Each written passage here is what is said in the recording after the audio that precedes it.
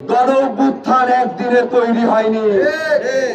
একটি গণ অভ্যুত্থানের 17টি বছর আমার ভাইয়ের গুম খুন নাইনাগড় তৈরি হয়ে একটি গণ অভ্যুত্থান তৈরি হয়েছে।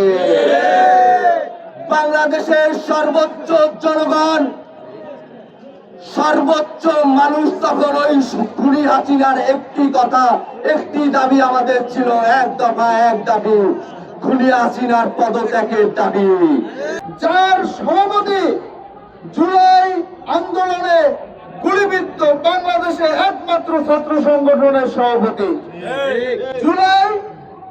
16 জুলাই আপনারা জানেন যে আবু সাইদের পাশাপাশি আমাদের ছাত্র দলের ভাই শহীদ ওয়াসিম আকরাম 16 জুলাই শহীদ হয়েছে এবং সারা দেশে 16 জুলাই সাধারণ ছাত্রদের পাশে আমাদের নেতার নির্দেশে অনেকে, আমাদের নেতা কখনোই জুলাই আন্দোলনের কৃতিত্ব নিতে চান না। তিনি বলেছেন, আমরাও বলি, জুলাই হয়েছে এই দেশের ছাত্র এবং ছাত্র জনতা, গণমানুষের অর্জন। জুলাই কারো একক কোনো কৃতিত্ব না, আমাদেরও একক কৃতিত্ব না।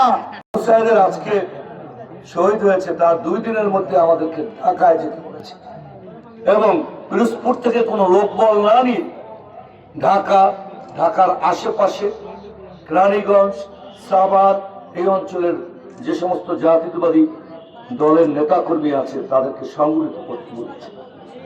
আবার 4 তারিখ রাত্রে এলাকায় চলে আসতে বলেছে।